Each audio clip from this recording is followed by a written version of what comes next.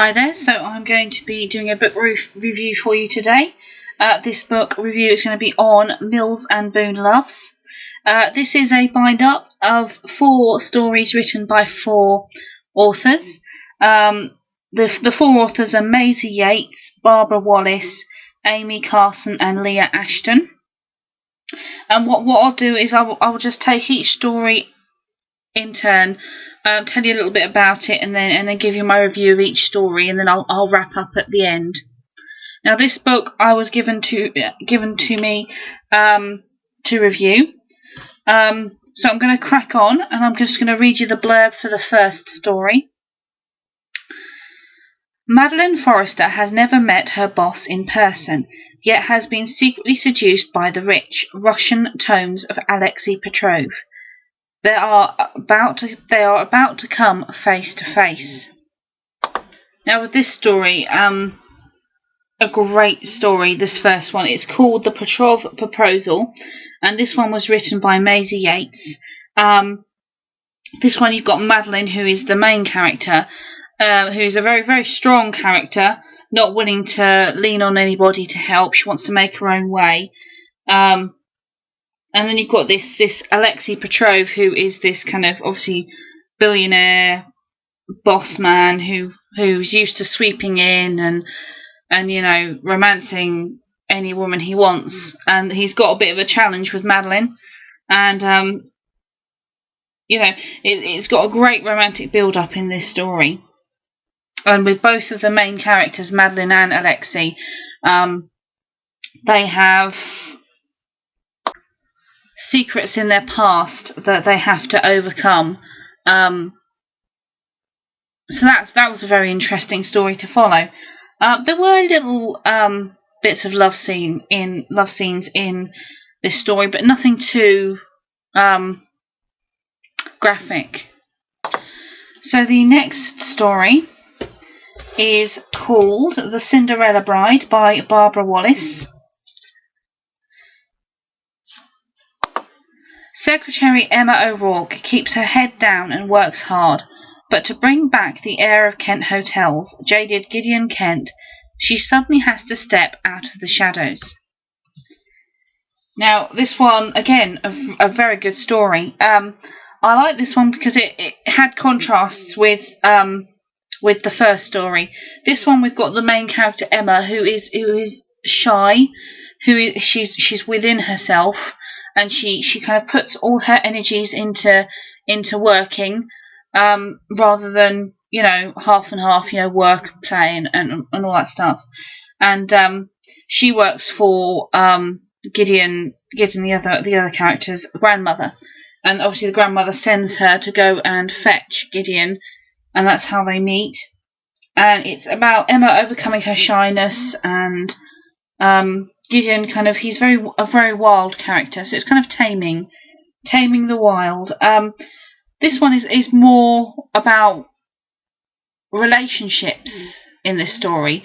There's obviously, you know, watching the relationship between Gideon and Emma and how that progresses, but also Gideon with his family, especially his grandmother, who is the head of the Kent Hotels, and he's obviously been called back in to assist.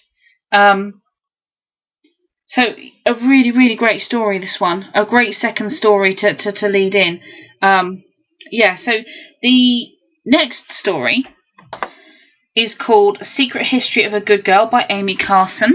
And this says, Miami hotel tycoon Paulo Dominguez suspects that beneath his new events planner, Alyssa Hunt's Southern Priss, she's all passion. He's determined to seduce the fire from behind her good girl exterior. Okay, so this one, for me, there was a bit of a slow start to it. It took me a little while to get into this one. I think mainly because of the fact we've got the main character who's Alyssa, sorry. And she is obviously a high-powered business events planner, ambitious, strong lady. Quite a similar theme to the first story, so that kind of threw me a little bit. There's lots of sexiness in this story, which I mean, I don't mind a bit of it in a story, but this one, just my personal, for my personal taste, there was a little bit too much sexiness and not enough story for me. But it was good. I'm glad I read it, but yeah. Yeah, so the last book in this series, in this bind up, is called Secrets and Speed Dating by Leah Ashton. And I'll just read the blurb. Sophie Morgan's dealt with life's curveballs by being logical. Her latest project is to reclaim her life now her fiancé's left her. Task 1, find a boyfriend. Step 1, speed dating. But Sophie takes a rather unconventional approach. So this one was really great as well. I like this one. I'd have to say this one's probably my favourite out of all four. Because you've got Sophie, who she's not, I wouldn't call her ambitious or that kind of thing, but she does go for what she wants, and very, very strong-minded. But she's also she's a bit of both kind of strong-mindedness in her career and very kind of within herself when it comes to relationships.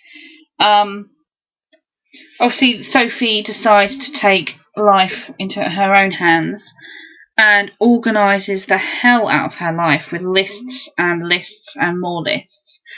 And one of her things on this list is going speed dating, which she does. She goes to this bar and goes, speed dating loads of guys. Didn't meet anyone she likes, but she ends up getting into a conversation with the barman, who is a very interesting character in himself.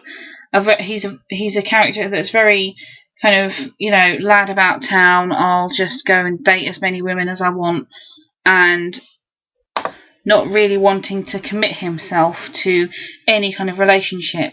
And obviously, these two characters meet, and it's very, very good reading. Obviously, the barman struggles with coming to terms with maybe he could commit to something if he put his mind to it, if he wanted to. And you've got Sophie, who kind of is looking for that perfection and not quite seeing what's right in front of her eyes. So this was a very, very, very good book. It's absolutely humongous. Sorry, let's have a look.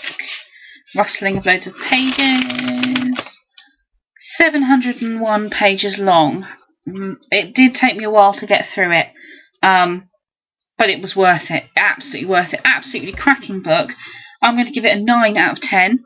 My favourite was the last one, which was what was it called again? Secrets and Speed Dating.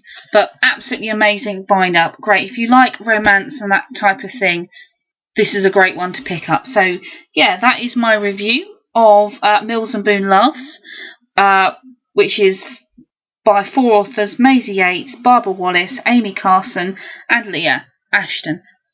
So, yeah, thanks for watching.